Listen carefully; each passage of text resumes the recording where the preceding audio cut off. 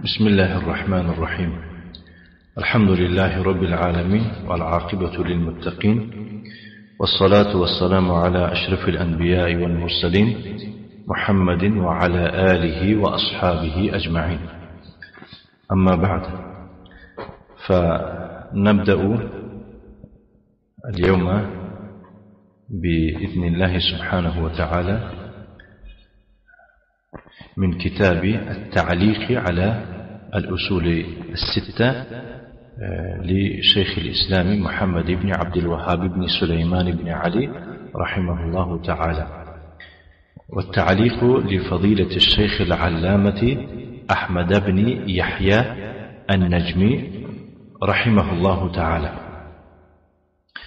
بسم الله الرحمن الرحيم. قال المصنف وهو شيخ الإسلام محمد بن عبد الوهاب بن سليمان بن علي رحمه الله تعالى: من أعجب العجاب وأكبر الآيات الدالة على قدرة الملك الغلاب 6 أصول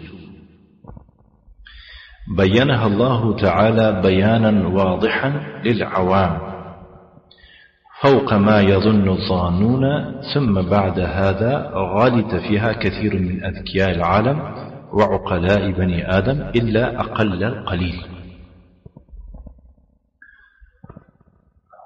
من أعجب العجاب وأكبر الآيات، أزهم تعجب أوورترين تعجبها،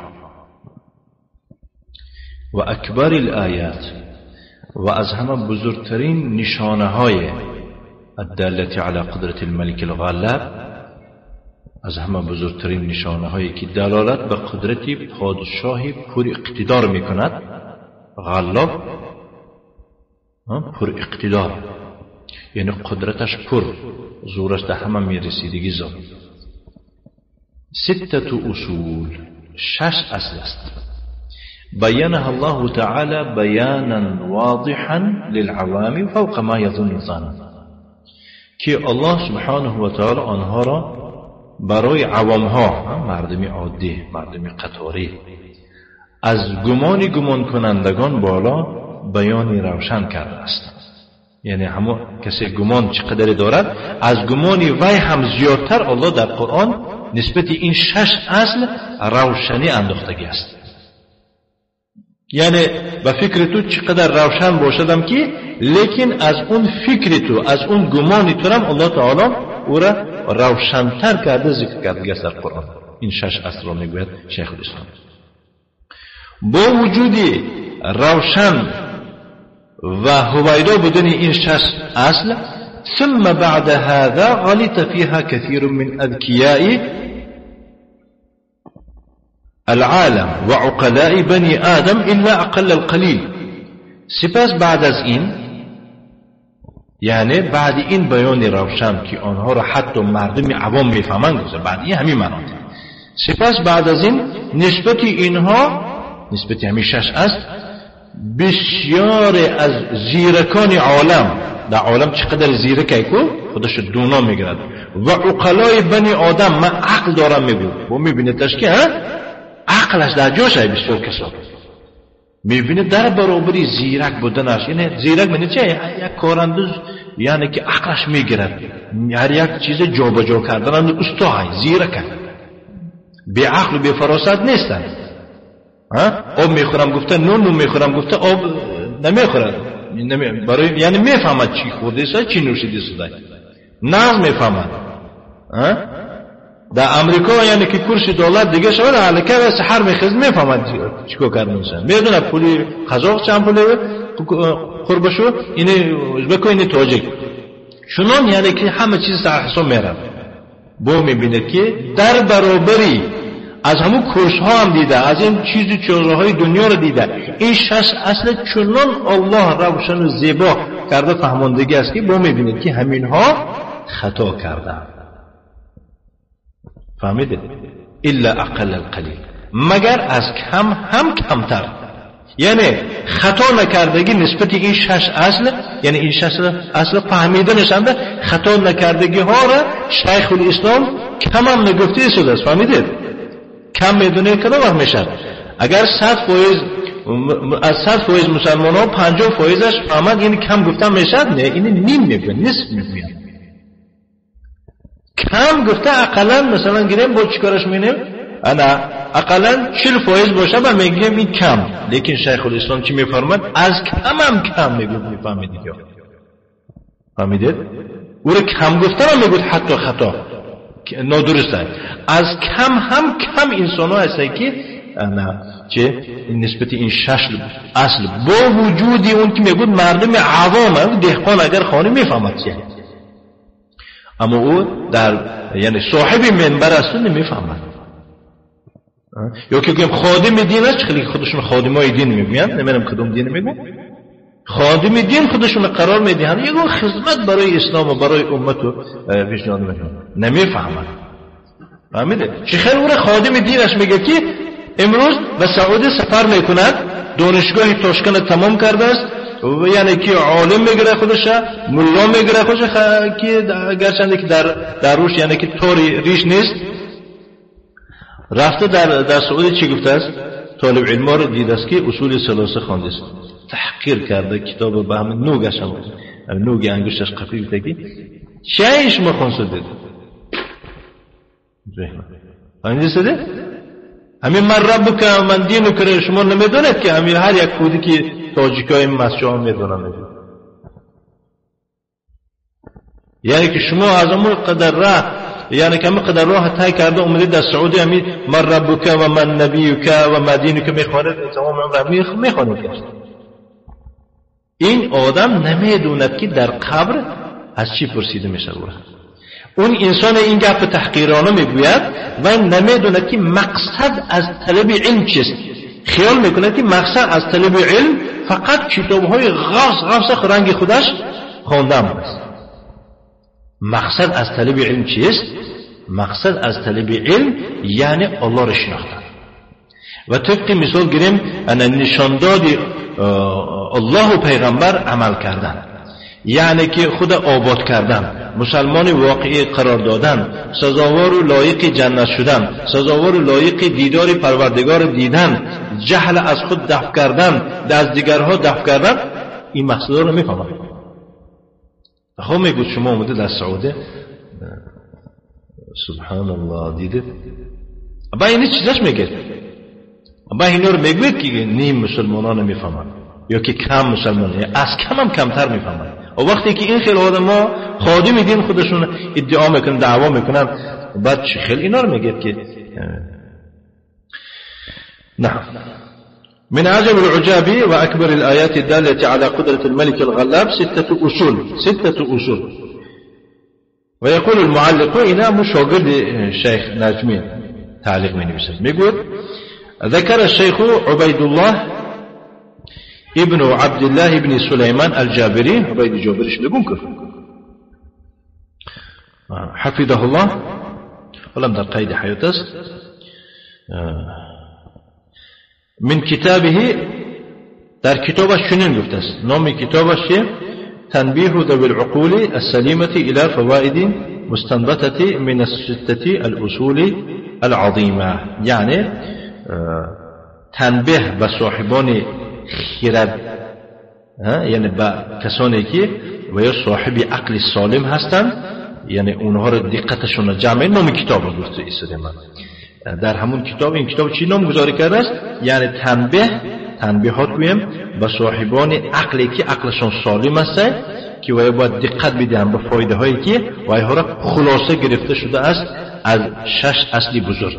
خلاص یعنی نسبت همین 6 اصل عبید جابری چیکار کرده است؟ فایده ها گرفته ذکر کرد تحت هر یک کلمه. ان شاء الله نصیب کند خواندن فایده داره، ضرر نیست. میفرماید که تعریف اصول فهمونده است که اصول چیست؟ یعنی که 6 اصول گفته است، 6 اصل. قوله الاصول جمع اصل. اصول این جمع اصل بوده و هو فی اللغت و در لغت چیست؟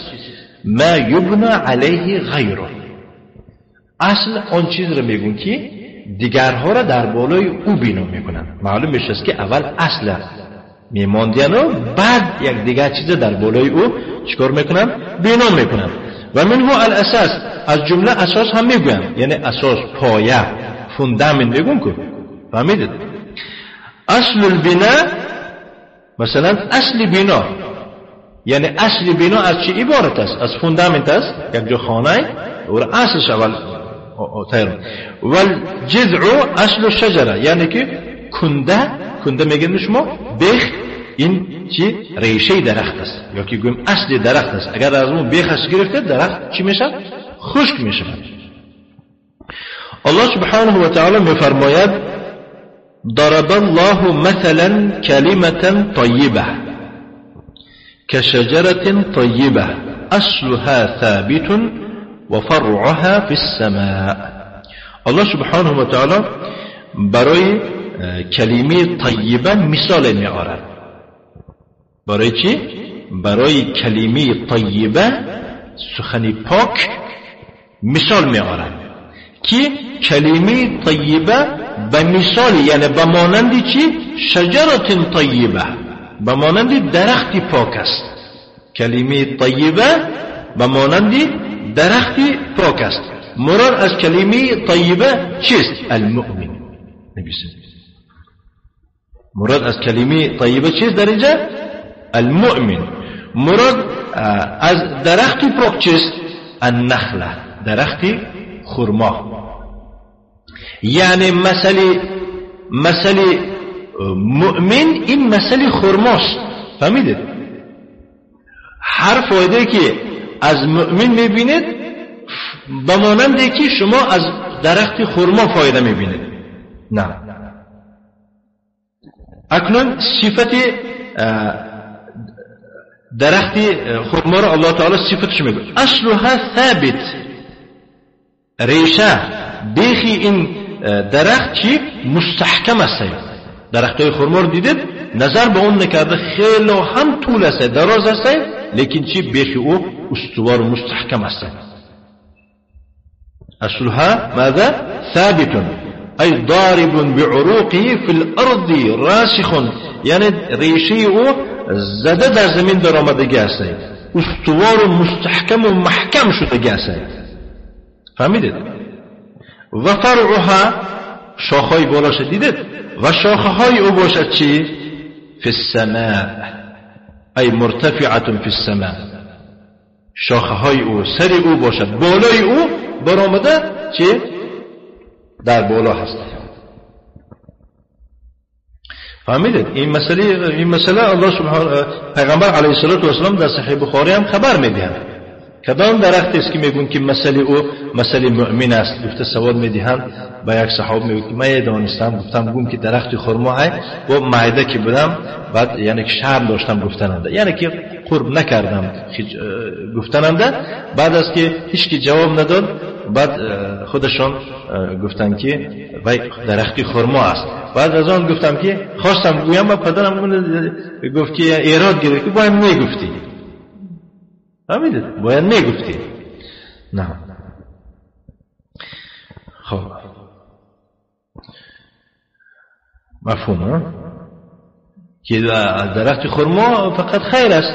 مثلا درخت خرما را مثال بالانده که میوه دارد او را سنگ شفش کنید چی میشه پس شما را؟ همون درختی که خرما های ایسا دیگه او را به سنگ برآمدن نتوانید، به سنگ زنید دیگه عصا گرفته لطش کنید دیگر چی شما را جواب میده؟ شما را لط میکنه؟ میوه تو میده. مؤمن همینه. مؤمن چی کار میکنه؟ از اون فقط خیر است. برای مثال است. بارک الله فیکم. والمراد هنا قواعد مستنبطة من الكتاب والسنة، یعنی مراد از 6 اصل چیست؟ مراد از 6 اصل اون قاعده های را میگویند که وایها را از کتاب و سنت گرفتیم. یعنی شیخ الاسلام این 6 قاعده را در اساس قرآن و حدیث گرفته برای من شما پیشنهاد میکنند. للدلالة على كمال حكمة الله وقدرته، همه اینها دلالت به پررگی حکمت الله میکنند. همه اینها دلالت به چی میکنند؟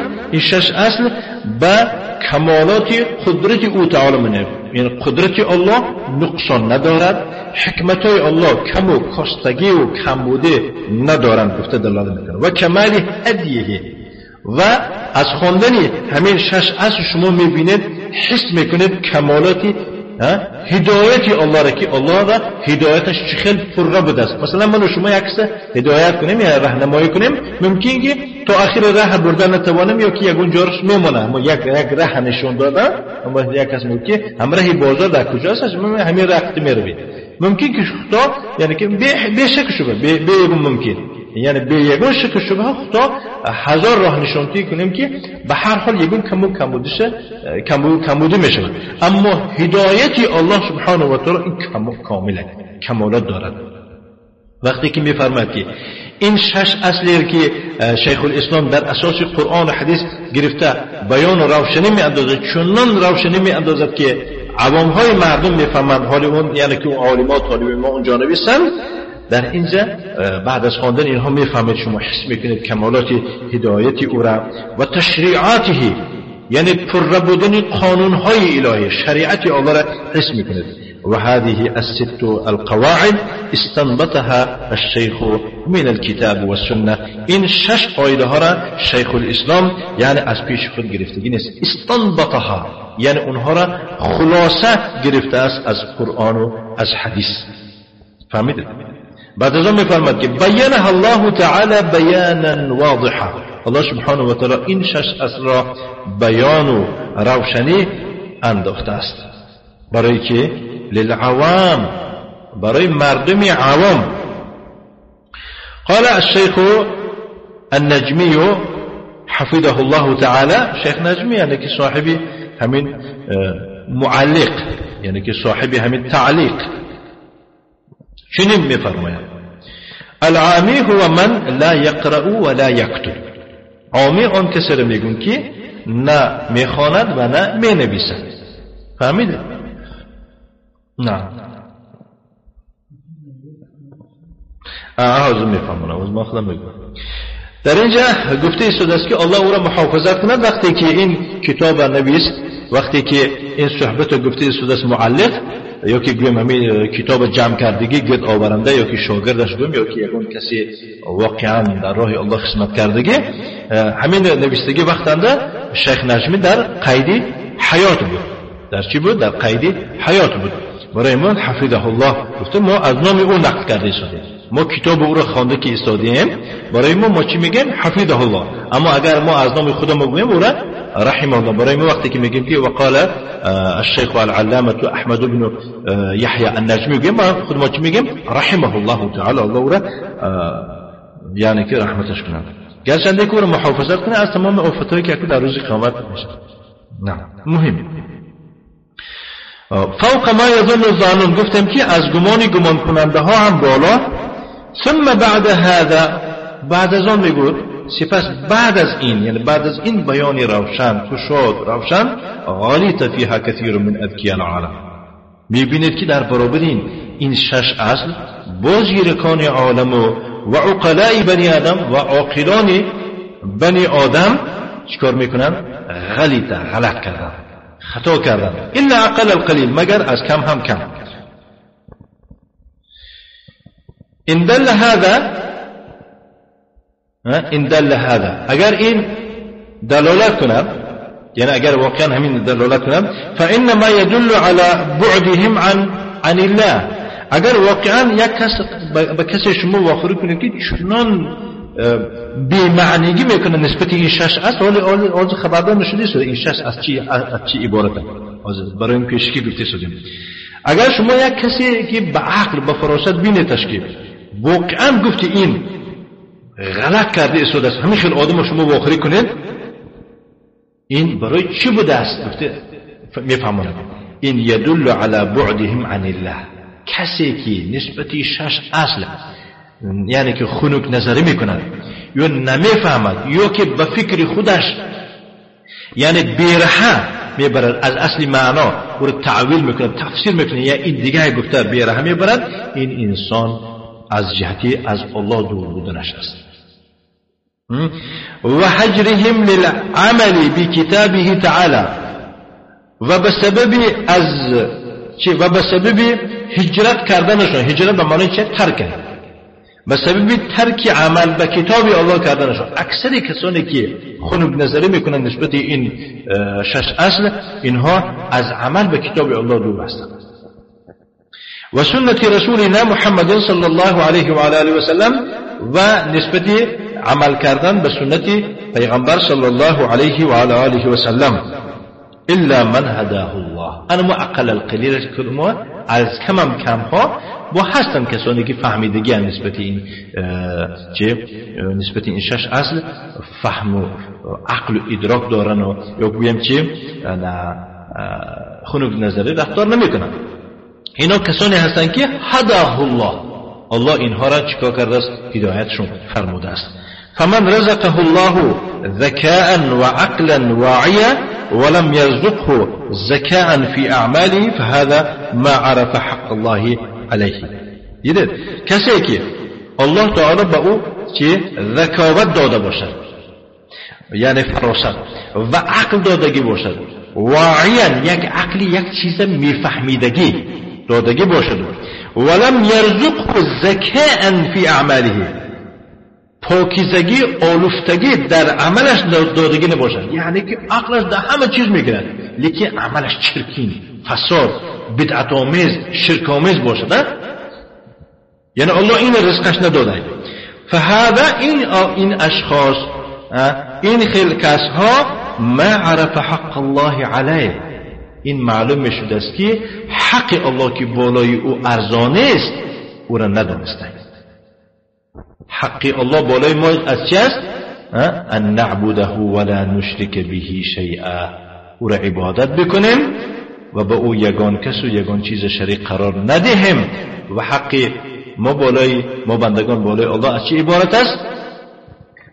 عذاب نمی کند کسی که به او یگان کس و یگان چیز شریک قرار ندهد. خیلی که در حدیث آمده است. وكأن هذا المعرض عن العمل الصالح خود همین خیلی باشد که کأن لتشبیه، به مانند آن باشد گویا که همین معرض، همین روگردان، همین روتاب که پیشنهادش میکنه اصول سلاسه را میپرتاید، اصول سته را پیشنهاد میکنه، چیکار میکنند؟ اعراض میکنند، رو میگردن. این چه میگوده که دیگه کتاب نیافته یا که نمیفهمه، رو میگرداند از عمل صالح کردن، از عمل صالح کردن. ما سمع قول ربه تعالی و هو یقول، گویا که باید شنیدگی نباشد قول الله سبحانه و تعالی را که آنجا میفرماید قد افلح من زکاها و قد خاب من دساها. اونجا الله میفرماید که قد افلح ای فاز و نجح، به تحقیق رستگار شد، پیروز شد، موفق شد، کامیاب شد. همین ها که کلمه های چیه؟ مرادف هم. نجات یافت کی؟ من زکاها، کسی که نفسش تازه کرده باشد. نفسش چی؟ نفس تازه کردن این بدن تازه کردن نیست برادرها. نفس تازه کردن به مانند بدن نیست که بدن به شامپون و به دیگر صابون و به دیگر چیزا تازه میکنه. نه، نفس به چی تازه کرده میشه؟ ای طهرها بطاعت الله. نفس اون وقت تازه میشود به سبب انجام دادن طاعت الله، که مراد از طاعت الله امرهاش به جا آوردن، از من کرده هاش کنار شدن. و قد خواب ای خسر و هلک، واقعا الله میفرماید که یعنی که ناامید شد، یعنی واقعا یعنی که زیان کرد، واقعا هلاک شد. کی هلاک شد؟ من دساها، کسی که نفسش در گمراهی پرتافته باشد. و اغواها، نفسش در اغوا، در وسوسه انداخته باشد. نفسش اینه که یعنی که به شرک، بدعت و خرافات، به شرک و دیگر چیزای بی‌معنی چیکار کرده باشد؟ شرک‌آلود کرده باشد، که در نتیجه نفس او گمراه شد. این کس چی؟ خواب ای خسیره، زیان کرد و هلاک شد. این خودی که همین نشونیدگی باشد. یعنی چه خیلی میشد که این نشونیده در برابر این تو نسبت این یا که عمل صالح چیکار میکنی خنک نزنه. بسیار کسانی که عمل صالح ترک میکنن کمبودشون از چی بوده؟ گفتید زده معلق میگه که از کمبودشون از اون که خبردار نیستن از این معنای آیت. اگر خبردار باشد معلومه است که او معرض است، روگردان است. اذ العبرة بالعمل لا بكثرة العلم. دیده میگو که چقدر خوندی در سال 8 سال خوندگی. من در پیش 8 سال خوندگی نمیخوانم، میبیام در پیش 2 سال خوندگی در مصر میخوانم. میگو فهمیدی همه خیلی کسایی هم خب تو 10 سال 15 سال در سعودیه خب حیاتت با پیپس نوشیدن گذرانده باشی، با مرغ و با پشت شیخا یعنی که پول طلبی گدایی گذرانده باشی و در پیش تو خانن، یا که در مصر یا در نزد یک عالم سلفی خواندگی باشد یا که طالب علم سلفی خواندگی باشد که واقعا یعنی که چه علم آموختی باشد، 1 سال هم که باشد در نزد این خوندن خوب تر است یا که اون 7 سال و 10 سال و 15 سال پیپس قطع حیاتش گذرانده. فهمیدید؟ برای همون اذ العبرة بالعمل، عبرت به عمل است، نه به میگن افزایش علم. علمش بسیار است، بچه این فکولتت تمام کرده و این فکولتت تمام کرده و این فکولتت تمام کرده، خب تمام کرده. عمل هست یا نه؟ شیخ حسینی چی میفرماید؟ میگوید که علم ندا میکنه، علم صاحبش فریاد میکنه ای صاحبی من، میگه من گرفتی، زحمت ها کشیدی، شبا خواب نرفتی، عذاب کشیدی، پول پیسه دادی، اومدی میگه با وطنت فریادت کردی، شبا کدوم روز میبروی. برای مثال علم فریادت میکنه، میگه یعنی عمل کن. گفتم بعد از که اگر به علم جواب ندهی یعنی عمل نکنی، رحله علم رحلت میکنه، میبروی تو رو میپرتون یک بی سواد میشه، فقط چیز میموند همون سراکت میموند. 5 سال خوندم میگم، فهمیدید؟ 10 سال خوندم نه. یعنی عبرت اعتبار به چیست؟ یا که اعتبار در چیست؟ در عمل است. بسیار کسا هستن که از علما از شیخا تزکیه گرفتن و بعد از که همون تزکیه دادگی مرد یا که از تذکر گرفت جونش خلاص شده کشور خود اومد بعد کاری فساد و بعد منهج ویرو کردن سر شد. برای همون ما امروز یعنی که به اون معنای گپش که آخرون نصیحت برای اهل مصر کردن شو همون شد. میگه که چه بعد چیکار کنیم دیگه امکان امروز ما میگه هیچ کسی امروز نمیتونه میگه تذکیه دادن. فهمیدی؟ هر یک کس میگه عملش برای خودش تذکیه شود. هر یک کس امروز همون عملش برایش چی شود؟ تزکیه شود. سبحان الله. شیخ ما الله نگهدارش باشد مثلا همون عملا رو دیده شده از سحر تا بگه درس در یگون جای مصر شما نمیبینه که چنین درس ها باشه. سبحان الله این نعمت بزرگ است. هم خلاص اون عمل دیده شده. سبحان الله انا همین عمل خودش تزکیه است برای ما. این معنا نداره که شیخ ما تزکیه دنیا تزکیه داره، لیکن شیخ ما الحمدلله یک خصلتی خوبی دارن که مثلا گریم عادت ندارن که در صفحات اینترنت خودشونو پهن کنن و خیلی که امروز بعضی طالب علم ما فلان تزکیه گرفتن. والله بعضی برادران دیدم دلم یعنی غمگین شد. بعضی برادران نه طالب علم هستن در قطار من شما، فهمید؟ طالب علم هستن الکی در صفحات اینترنت چون چیکار کردن تزکیه ما یعنی که افلونه فهمیده؟